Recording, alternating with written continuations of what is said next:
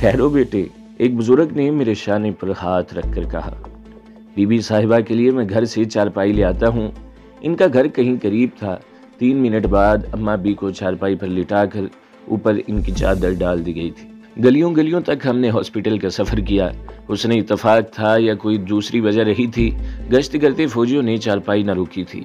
وہاں گئے تو آپریشن تھیٹر کے سامنے فرش اور چارپائیوں پر بہت سے زخمیوں کو کراہتے دیکھا تھا۔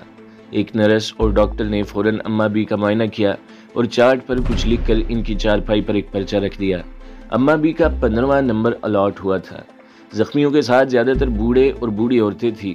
اماں بی کو جب توجہ مل گئی ان کو نمبر الاٹ ہو گیا تو میرا دھیان انو اور بطول کی جانب دوڑنے لگا۔ رات بیت رہی تھی، ان کو کسی محفوظ جگہ رات کے پردے میں ہی پہنچایا جا سکتا تھا۔ دن کی روشنی نہ جانے اپنے ساتھ کیا لے کر طلوع ہوتی۔ رائفل میں نے شاہ جی کی لاش کے ساتھ چھوڑ دی تھی، اس لیے بالکل نہتہ ہو گیا تھا۔ چونکہ میں اس سارے علاقے سے واقف تھا، اس لیے محفوظ راستوں پر چلتا ہوا کیبن تک خیریت سے پہنچ گیا تھا۔ کیبن کے اندر دونوں باتوں میں مصروف تھیں۔ وہاں سے نکلنے کی تجویز پر انو نے رائے دی کہ ہمیں بطول کے جلے ہوئے گھر میں پناہ لینی چاہیے۔ اماں بھی ہاسپٹل میں ہیں، شاہ جی شہید ہو گئے ہیں، اس طرح فوجیوں کی توجہ مکان پر نہیں جائے گی۔ رائے میں وزن اور معقولیت تھی، اس لیے میں نے دونوں کو ساتھ لیا اور انہی خاموش اداس جگہوں میں داخل ہو گیا تھا۔ جب ہم گھر میں داخل ہوئے تو اہل محلہ شاہ جی کی لاش وہاں سے نکال لے گئے تھے اور آگ سب کچھ چاٹ کر بجھ گئی تھی۔ بطول اور انو گرم راکھ اور انگاروں سے بچ بچ کر کوئی محفوظ جگہ تلاش کرنے لگی تھی۔ گودام بالکل محفوظ ہے، لوہے کے دروازے کی وجہ سے آگ سر ٹکرا کر واپس آ گئی ہوگی، انو نے واپس آ کر بتایا۔ چونکہ چابیاں سامان کے ساتھ آگ کی نظر ہو چکی تھی، اس لیے میں نے تالا توڑ دیا تھا۔ گودام میں خوراک کا بفر سٹاک اور متروک چارپائیوں کا انبار تھا۔ دونوں نے مل کر کارآمد چارپائیاں بچھائیں اور میں نے بوریاں ایک طرف کر دی تھی۔ جہانگیر باہر کتوں کی لاشیں ہیں، انو نے نفرت سے کہا۔ میں نے ایک بیڈ روم میں بڑے بڑے انگارے دیکھے ہیں، میرے ساتھ آؤ، لاشوں کو وہاں پھینک دیں۔ لاشیں انگاروں کے سپرد کر کے ہم گودام میں واپس گئے تو بطول گھٹنوں پر چہرہ رکھے رو رہی تھی۔ وہ کس قدر بے بس تھی، اپنے عظیم باپ کی شہادت اور میت پر کھل کر رو بھی نہ سکتی تھی۔ اسے یہ بھی معلوم نہ تھا کہ شاہ جی کی میت کو کون کہاں لے گیا تھا۔ اسے دیکھ کر سارے الفاظ میرے حلق میں پھنس گئے تھے۔ مت رو بطول، انو نے اس کے قریب بیٹھ کر کہا۔ میں اتنی مذہبی نہیں ہوں، اپنے مذہب کے بارے میں واجبی سا علم رکھتی ہوں، لیکن اتنا جانتی ہوں شہیدوں کا ماتم نہیں کیا جاتا، کیونکہ وہ مرتے نہیں ہیں، وہ زندہ و جاوید ہوتے ہیں۔ پھر ابھی نہ جانے کتنی اور امتحان ہوں گے۔ دل کو مضبوط کرو اور شہیدوں کے ایک ایک قطرہ خون کا انتقام لینے کی اپنے اندر جرت پیدا کرو۔ آپ کو شاید نہیں معلوم جہانگیر بھائی، بطول کھانس کر بولی، ان ظالموں نے میرے بھائی آپ کے دوست ثبت حسن کو بھی اذیتیں دے دے کر شہید کر دیا ہے۔ مسخ شدہ لاش وہ گلی میں پھینک گئے تھے۔ میں اللہ کے مہمان، عظیم انسان اور اپنے پیارے دوست کو خراج عقیدت پیش کر چکا ہوں۔ مجھے اماں بی نے بتا دیا تھا، میں نے کہا۔ آپ بغیر اطلاع کہاں چلے گئے تھے؟ بطول نے شکوہ کیا۔ شاہ جی اور اماں بھی آپ کو بہت یاد کرتے تھے، کہتے تھے ایک بیٹا زندہ ہے، نہ جانے کہاں ہے۔ میں ظالموں کا ہاتھ کاٹنے کا فن سیکھنے گیا تھا میری بہن، انو نے میری طرف سے کہا۔ میں کمر سیدھی کرنے لیٹا ہی تھا کہ انو نے زبان کا بم پھینکا۔ دھماکے سے میری ذات بھگ سے اڑ گئی تھی، کرچی کرچی بکھر گئی تھی۔ میں تڑپ کر اٹھا تھا۔ بی ایزی جہانگیر، انو سرزنش کے انداز میں بولی۔ جن بکریوں کا محافظ نہیں ہوتا وہ کبھی بھیڑیے کے پیٹ میں اور کبھی کہیں کھو جایا کرتی ہیں۔ ہمیں پہلے مکمل معلومات حاصل کرنا ہوں گی، ہو سکتا ہے دیکھنے والی آنکھوں کو دھوکہ رہا ہو۔ زبیدہ وہاں بحیثیت قیدی بند ہو سکتی ہے، ویسے یہ لڑکا مدھوک ہے کون؟ انو نے کہا۔ ویری سوری جہانگیر بھائی، بطول انگلیاں مروڑتے ہوئے بولی۔ جب میں نے سنا تھا مجھے بھی حیرت اور دکھ ہوا تھا، ہماری زبیدہ ایسی لڑکی نہ تھی۔ یہ کب کی بات ہے؟ میں نے صفاق آواز سے پوچھا۔ وہ کافر کا بچہ کہاں رہتا ہے؟ میں نے کہا۔ تقریباً 1 ماہ قبل لیلا نے مجھے بتایا تھا، وہ مدھوک کے بھانجے کی ٹیوٹر تھی، اس نے زبیدہ کو وہاں دیکھا تھا، وہ مدھوک کے ساتھ گاڑی میں بیٹھی ہوئی تھی۔ کیا تم لیلا کا گھر جانتی ہو؟ میں نے کہا۔ ہاں، وہ سیکریٹریٹ کی سرکاری آفیسرز کالونی میں رہتی ہے۔ اس کے باپ کا نام؟ میں نے پوچھا۔ سردار آصف الدولہ، غالباً سیکشن آفیسر ہے، اس نے بتایا۔ اگر، میں نے دکھ کا گولا حلق سے اتار کر کہا، اگر یہ اطلاع درست ہوئی تو میں اس ننگ قوم کو اذیتناک موت دوں گا، ایسی موت کہ کوئی دوسری زبیدہ کسی مدھوک کا دامن تھامنے سے قبل 1000 بار سوچے گی۔ میں نے کہا۔ وہ دونوں سو گئی تھی، مگر میرے اندر جو آگ بطول نے بھڑکا دی تھی، میں تمام رات صحن میں ٹھنڈی ہوا میں ٹہلتا رہا تھا۔ صبح ابھی لوگ ناشتے کی تیاری کر رہے تھے کہ میں سبت حسن کی ہونڈا پر کالونی جا پہنچا تھا۔ کالونی میں ہندو، سکھ اور مسلمان ملے جلے رہائش پذیر تھے۔ ایک گوالے نے میری مشکل حل کر دی تھی۔ قدرت کی مہربانی میرے ساتھ تھی۔ آصف صاحب صبح کی سیر پر گئے ہوئے تھے۔ ان کی ملازمہ نے دروازہ کھول کر بتایا تھا، مجھے بطول نے بھیجا ہے، ان کے والد کو رات شہید کر دیا گیا ہے۔ میں مس لیلا کے لیے بطول کا پیغام لایا ہوں۔ او شاہ جی، شہید ہو گئے ہو میرے خدا۔ وہ لڑکی ملازمہ کو ہٹاتی سامنے آ گئی تھی۔ خالہ آپ ڈرائنگ روم کھولے، پلیز دوسرے دروازے پر آئے، مجھے بے حد افسوس ہوا ہے، اس نے کہا۔ ملازمہ نے دروازہ کھولا تو میں اندر جا کر صوفے پر بیٹھ گیا۔ وہ چادر درست کرتی ہوئی اندر داخل ہوئی اور نکرئی آواز میں بولی، ابا جی بس آتے ہی ہوں گے، اجازت لے کر میں چلوں گی۔ کیا آپ لیلا ہے؟ میں نے کہا۔ جی ہاں، لیلا آصف۔ مس لیلا، مجھے بطول کی ایک دوست زبیدہ کو بھی اطلاع دینی ہے۔ بطول نے بتایا تھا کہ آپ مدھوک صاحب کا گھر جانتی ہیں، میں نے کہا۔ سوری، وہ معذرت خواہانہ انداز میں بولی، میں نے اسے مدھوک کے ساتھ ایک شام مدھوک کی بہن کے گھر دیکھا تھا۔ ٹھہریے، میں سیتا دیوی سے ٹیلی فون پر مدھوک کا ایڈریس پوچھ لیتی ہوں۔ وہ واپس چلی گئی۔ 2 منٹ بعد آ کر اس نے ایک چٹ میری جانب بڑھائی۔ میں نے چٹ پر لکھا ایڈریس پڑھا اور شکریہ ادا کر کے لیلا کے اصرار کو نظر انداز کرتا وہاں سے نکل گیا تھا۔ میں خالی ہاتھ تھا، لیکن مجھے اپنی ہاتھوں کی طاقت اور مہارت پر پورا اعتماد تھا۔ میں زبیدہ کی نازک گردن اور ہاتھ پاؤں ہاتھوں سے توڑ سکتا تھا۔ ڈل جھیل کی مغربی ٹیکریوں کے سلسلے کی ایک بیضوئی ٹیکری پر ڈبہ نما گھر کی کال بیل بجائی۔ پہلے کتا بھونکا اور پھر کواڑوں کے پیچھے کوئی آیا تھا۔ کون ہے؟ وہ آواز سن کر میرے بدن کے ہر مسام نے پسینہ اگلنا شروع کر دیا تھا۔ کواڑوں کے پیچھے مجھ سے 2 فٹ کے فاصلے پر میری ماں جائی اور ذلیل عورت زبیدہ تھی۔ دکھ اور احساس ذلت نے مجھے لہجہ بھر کے لیے مفلوج کر دیا تھا۔ زبیدہ نے دوبارہ قدرے کرخت آواز میں پوچھا تو میں نے دانت کچکچائے، لیکن ذلت کے چنے لوہے کے تھے، جبڑوں کی ہڈیاں تک کڑکڑانے لگی تھیں۔ میں مدھوک بابو سے ملنے آیا ہوں، میں نے ہچکولے کھاتی آواز میں جواب دیا۔ دوسری طرف بالکل سکوت طاری تھا۔ یقیناً زبیدہ نے میری آواز پہچان لی تھی۔ اگر میں اس کی آواز پہچان سکتا تھا تو وہ کیسے اپنے بھائی کی آواز بھول سکتی تھی؟ کیا مدھوک موجود ہے؟ اس کے لیے ایک ضروری پیغام ہے۔ میری آواز بند کواڑوں سے ٹکرا کر واپس آئی تو میں نے کواڑ پر پاؤں مارا۔ مجھے باہر تو اندر جانا تھا۔ دروازہ اندر سے بند نہ تھا یا زبیدہ نے کنڈی اتار دی تھی۔ کواڑ پرزور احتجاج کرتے ہوئے واہ ہو گئے تو میں بے دھڑک اندر داخل ہو گیا۔ صحن اتنا وسیع نہ تھا۔ اگلنی پر زنانہ و مردانہ کپڑے پڑے ہوئے تھے۔ مشرقی کونے میں ہیڈ پمپ تھا جس سے قطرہ قطرہ پانی بالٹی میں ٹپک رہا تھا۔ بائیں ہاتھ پر برآمدے میں 3 دروازے تھے۔ پہلا دروازہ نیم وا تھا، دوسرے کے کواڑوں میں جھری تھی، وہ بھی بند نہ تھا، البتہ تیسرے پر قفل پڑا ہوا تھا۔ برآمدے میں 3 بیت کی کرسیوں کے درمیان بیت کی تپائی تھی جس پر 3 چھوٹی پیالیاں، چائے دانی اور پلیٹ میں آدھا پراٹھا پڑا ہوا تھا، یعنی وہاں 3 افراد رہتے تھے، مدھوک، زبیدہ اور تیسرا کون تھا؟ باہر آؤ زبیدہ، میں نے برآمدے کی پہلی سیڑھی پر قدم رکھ کر اسے آواز دی۔ میں تم سے صرف ایک سوال پوچھوں گا۔ دھڑ سے درمیان والا دروازہ کھول کر ایک پروکار اور قداور نوجوانوں جیسا ادھیڑ عمر شخص باہر نکل آیا تھا۔ اس کے چہرے پر ایسی مسکراہٹ تھی جیسے وہ کسی عزیز ہستی کا استقبال کرنے باہر آیا تھا۔ اس کی پیشانی پر پاکستانی 1 روپے کے سکے جتنا گول تلک بالکل تازہ تازہ دکھائی دے رہا تھا۔ اوپر چلے آؤ جہانگیر، اس کی مسکراہٹ اور بھی روشن ہو گئی تھی۔ او میری ناک سے گرم گراہٹ ابری تو زبیدہ نے اسے میرا نام بتا دیا ہے، میں دیکھ رہا ہوں خالی ہاتھ ہے۔ وہ بالکل قریب آ کر نرم و شیریں آواز میں بولا، ہماری روایت ہے ہم بیٹی اور بہن کے گھر خالی ہاتھ نہیں جایا کرتے۔ اس کا رویہ ایسا مؤثر تھا کہ میرا تناؤ ٹوٹنے لگا تھا۔ زبیدہ کہاں ہے؟ میں نے کہا۔ یہ میرا گھر ہے، زبیدہ میری بیٹی ہے، لیکن جب تک تم اپنا لہجہ بھائیوں جیسا نہیں کرو گے میں نہیں بتاؤں گا وہ کہاں ہے۔ میرا خیال ہے تمہیں آرام اور پانی کی ضرورت ہے، میرے ساتھ آؤ، اگر اندر نہیں جانا چاہتے تو برآمدے میں بیٹھ جاؤ، میں پانی لاتا ہوں، اس نے کہا۔ ٹھہرو، میں نے اچھل کر ایک سیڑھی کا فاصلہ طے کیا اور اس کے گریبان کی جانب ہاتھ بڑھایا۔ اس نے حیرت انگیز پھرتی اور مہارت کا مظاہرہ کر کے مجھے صحن میں دھکیل دیا تھا۔ میرے بڑھتے ہاتھ کو اس نے روکا اور مجھے دھکا دیا تھا۔ کیا بے خبری نے تمہیں اندھا اور بہرا بنا دیا ہے؟ وہ پھنکارنے لگا۔ میرے سفید بالوں کو دیکھو اور میری باتوں کو نہ سمجھو اور گریبان پر ہاتھ ڈالنے لگے ہو۔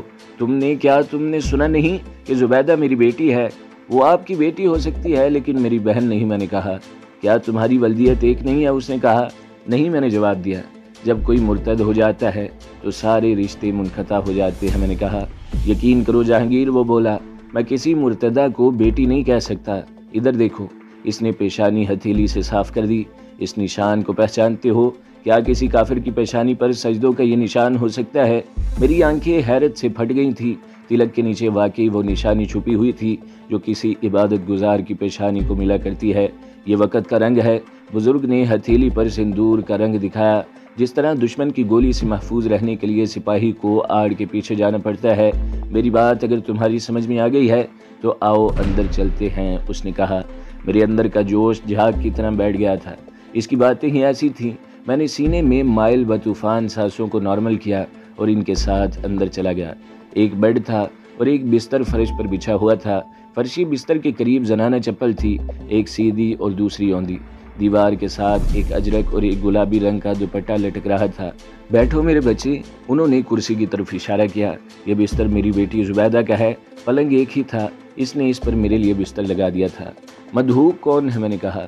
اللہ کا ایک سپاہی، جہاد کا ایک کردار اور زبیدہ کی طرح میرا بیٹا، وہ بتانے لگا۔ جس طرح میں نے خود کو تلک سے چھپا رکھا ہے، اسی طرح وہ مدھوک کے روپ میں یہاں رہتا ہے، لیکن اس کی بہن ہندو ہے، اس لیے کہ وہ اسے اپنا بھائی مدھوک ہی سمجھتی ہے۔ کیا اصل مدھوک؟ ہاں جہانگیر بیٹے، اصل مدھوک اور اس کا باپ صحن میں دفن ہے۔ او میرے رب! یقین نے میری آنکھیں نمناک کر دی تھی۔ مجھے کیا بتایا گیا تھا، لیکن ظاہر کے پیچھے کیا تھا؟ اچھا ہوا زبیدہ فوراً میرے سامنے نہیں آئی، ورنہ آپ بیٹی سے اور میں اپنی بہن سے محروم ہو چکا ہوتا۔ اسے بلائیے انکل، میں نے کہا۔ جلد بازی اچھی نہیں ہوتی جہانگیر۔ انہوں نے دیوار پر ہاتھ مارا تو فرشی بستر اوپر اٹھنے لگا۔ میں آنکھیں پھاڑے جادو کے کھیل کو دیکھ رہا تھا۔ پھر بستر ایک طرف اچھال کر زبیدہ گول ہول سے اچھل کر اوپر آئی۔ میں نے لپک کر اسے باہوں میں لے لیا تھا۔ میں نے چہرہ اس کے کھلے بالوں میں چھپا لیا تھا۔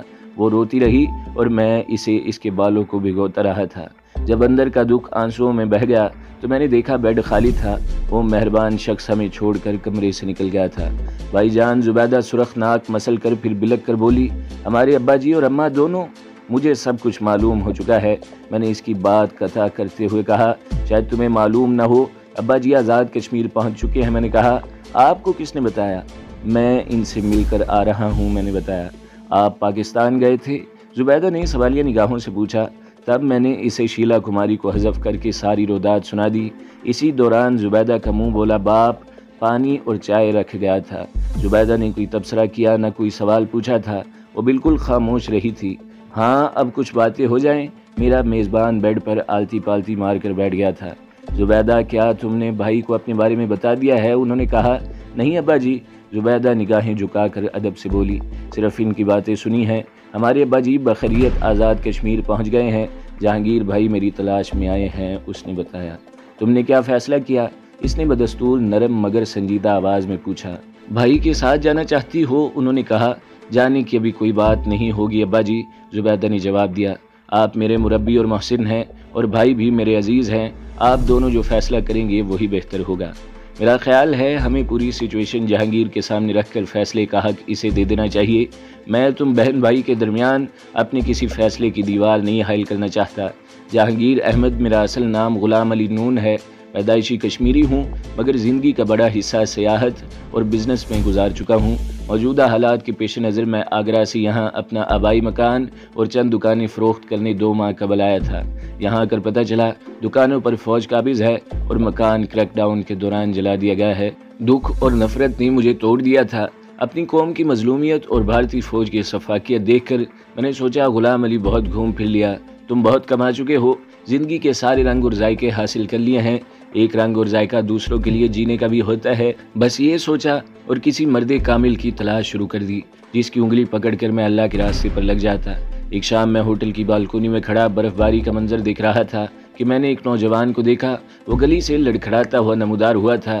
اس کے قدموں کے نشانات سرخ ہوتے جا رہے تھے۔ میں نے اسے آواز دی اور کہا کہ بیک ڈور کی طرف آؤ۔ وہ بمشکل دروازے تک پہنچا تھا۔ پھر میں نے اسے اٹھا لیا اور اپنے کمرے میں لے گیا۔ وہ مجاہدین کی ایک فعال جماعت البرک کا ڈپٹی کمانڈر سرفراز تھا، جس نے ایک فوجی کیمپ پر دستی بم پھینکے تھے اور جوابی کارروائی کے نتیجے میں زخمی ہو گیا تھا۔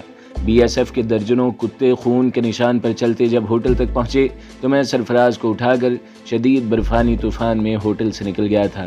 ہمیں محفوظ ٹھکانے کی تلاش تھی۔ اچانک میری یاد میں ایک شخص سیٹھ بنسی رام ابھرا۔ رامپور میں اس کی فرم دیوالیہ ہو گئی تھی۔ اور وہاں کی جائیداد اونے پونے میں فروخت کر کے کشمیر بھاگ آیا تھا۔ اس کے بقیہ مفادات کی حفاظت میری ذمہ داری تھی۔ اسی سلسلے میں بنسی رام سے خط و کتابت رہی تھی۔ غلام علی نون سانس لینے کے لیے رکا تھا۔ جب میں گرتا پڑتا بنسی کے گھر پہنچا تو سرفراز نیم بے ہوشی کی حالت میں تھا۔ میں نے دوستی اور انسانیت کے نام پر اس سے درخواست کی کہ وہ کسی مسلمان ڈاکٹر کو بلائے اور زخمی کو لباس اور حرارت کے لیے کچھ پہننے کو دے۔ پرکھوں کا کہنا ہے مورکھ متر سے دور رہو۔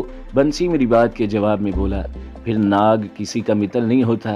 میں تمہاری رکشا کر سکتا ہوں کہ منش ہی منش کے درد کا دارو ہوتا ہے، پرنتو اس ناگ کی سہایتا نہیں کروں گا۔ وجہ تم جانتے ہو، اگر میں نے ایسا کیا اور پکڑ لیا گیا تو یہ زمین بھی میرے پاؤں کے نیچے سے کھینچ لی جائے گی۔ اس دہشت گرد کو فوج کے حوالے کرنے کی آگیا دو گے تو تمہیں مان دھماکہ ہوا۔ جب میری بند ہو جانے والی آنکھیں کھلیں تو بنسی میرے پاؤں میں تڑپ رہا تھا اور سرفراز کے ہاتھ میں پکڑے ریوالور سے دھواں نکل رہا تھا۔ ابھی ہم لاش کو ٹھکانے بھی نہ لگا سکے تھے کہ دروازے پر دستک ہوئی۔ میں نے جھریوں سے دیکھا باہر بنس کا چھوٹا بیٹا مدھوک کھڑا تھا۔ میں نے سرفراز کو بتایا کہ مقتول کا بیٹا ہے۔ سرفراز لڑکھڑاتا ہوا خود گیا اور جب مدھوک اندر آیا تو سرفراز نے اس کی کھوپڑی میں بھی گولی اتار دی تھی۔ میں نے گٹر کا ڈھکن اٹھایا اور دونوں لاشیں گٹر کے حوالے کر دی تھیں۔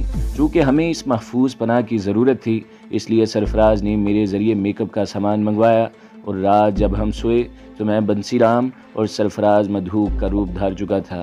کیا آپ میک اپ میں ہیں؟ میں نے بغور ان کا چہرہ دیکھتے ہوئے پوچھا۔ ہاں، شروع میں عارضی تھا لیکن اب ہم نے ایک ماہر سرجن سے مستقل نوعیت کا میک اپ کروا لیا ہے۔ آپ کی کہانی میں زبیدہ کب داخل ہوئی انکل؟